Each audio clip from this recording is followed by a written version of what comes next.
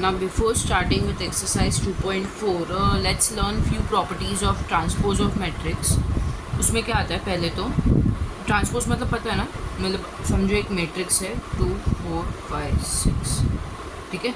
ये हमारे रोज़ है, रो 1 रो 2, ये हमारे कॉलम्स है, कॉलम 1 कॉलम 2, ठीक है। स्टैंडिंग कॉलम, स्लीपिंग रोज।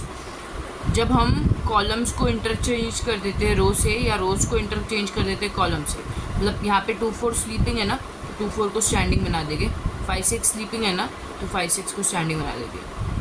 ऐसे इंटरचेंज कर लेते हैं। अगर इस मैट्रिक्स का नाम ए है, तो ये वाली मैट्रिक्स क्या हो जाएगी हमारी, ए का ट्रांसपोज, ठीक है। मतलब जब हम रोज़ को कॉलम बना देते हैं और कॉलम्स को रोज़ बना देते हैं, तब हम क्या करते हैं, उस प्रोसेस का नाम क्या है, ट्रांसपोज बनाते हैं उसका, ठीक है। अब A plus B the whole transpose, जब भी दो मैट्रिक्स का एडिशन करोगे और उसका होल ट्रांसपोज लोगे ना, that will be equal to A transpose plus B transpose. मतलब अगर दोनों का अलग अलग पहले ए ट्रांसपोज लोगे फिर बी ट्रांसपोज लोगे, उन दोनों को ऐड करोगे, that will be equal to are A plus B the whole transpose. वैसे ही अगर एक कांस्टेंट है जो मल्टीप्लाई हो रहा है ए से, ठीक है, फिर उस मैट्रिक्स का जब हम ट्रांसपोज लेते हैं, that will be equal to, वो कांस्टेंट को मल्टीप्लाई करो डायरेक्टली ए ट्रांसपोज से, ठीक है। ए इंटू बी, हमारे मैट्रिक्स में वी नो दैट राइट, कि A into B is not equals to B into A. ऐसा नेसेसरी नहीं है कि दोनों इक्वल है। तो A into B transpose will be equal to B transpose into A transpose. यहाँ पे उल्टा है, पहले ए है फिर बी है द होल ट्रांसपोज में, तभी that will be equal to पहले बी का ट्रांसपोज इंटू ए का ट्रांसपोज, ठीक है। पहले बी आएगा, ये बहुत इंपॉर्टेंट है। मतलब this is not equals to A transpose into B transpose, ये दोनों का वैल्यूज़ अलग आता है। ए ट्रांसपोज इक्वल होगा ए से व्हेन ए सिमेट्रिक, जब भी सिमेट्रिक मैट्रिक्स है, जैसे कि सिमेट्रिक मैट्रिक्स मतलब याद है, ये हमारे 3x3 ऑर्डर का एक मैट्रिक्स बनाया हमने, रो 1 रो 2 रो 3, ये हमारा कॉलम 1 कॉलम 2 कॉलम, ठीक है। अब इस मैट्रिक्स में ये वाला element will be equal to ये वाला एलिमेंट, ये वाला element will be equal to ये वाला एलिमेंट, एंड ये वाला element will be equal to ये वाला एलिमेंट। और जो डायगनल एलिमेंट्स रहेंगे, वो कुछ भी हो सकते हैं, राइट।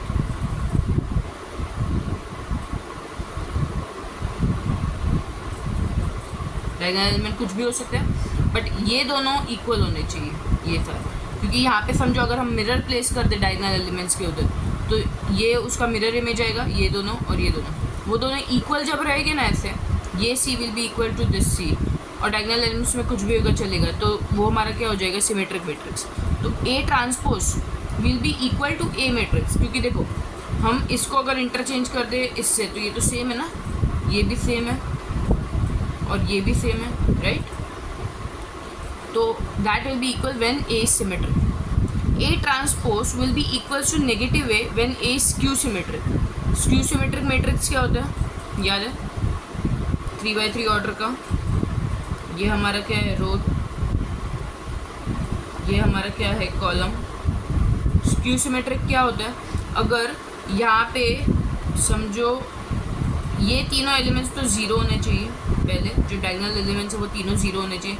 यहाँ पे अगर जो भी एलिमेंट है यहाँ उसका नेगेटिव वर्जन होना चाहिए, राइट। अगर यहाँ पे 3 है तो यहाँ पे -3 होना चाहिए, यहाँ पे 2 नेगेटिव है तो इस साइड पॉजिटिव होना चाहिए, मतलब, और इधर 1 है तो इधर -1 होना चाहिए। मतलब अगर इधर पॉजिटिव है तो इधर नेगेटिव होना चाहिए, इधर नेगेटिव है तो इधर पॉजिटिव होना चाहिए। मतलब दोनों की साइन अलग होनी चाहिए, जो मिरर इमेज वाले एलिमेंट्स है ना उसकी। और डायगोनल एलिमेंट्स कंपलसरी क्या होने चाहिए, 0।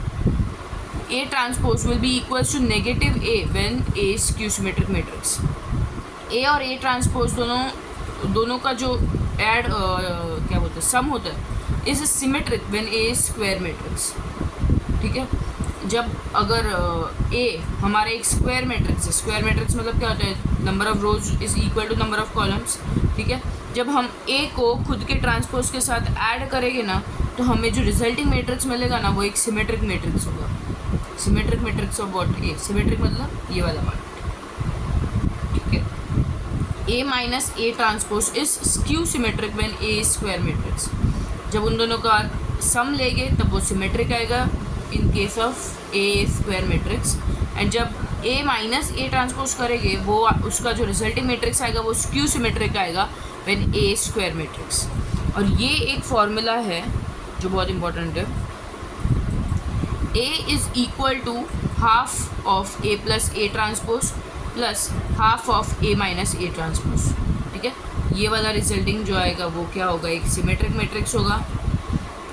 ये वाला जो आएगा वो क्या होगा, एक स्क्यू सिमेट्रिक मैट्रिक्स होगा। उन दोनों को एक के से मल्टीप्लाई करो, वो हमारा के क्या है यहाँ पे हाफ, और फिर दोनों को ऐड करो तो हमें क्या मिल जाएगा, एक्चुअल ए मैट्रिक्स। ठीक है, ये प्रॉपर्टीज़ ध्यान में रखना।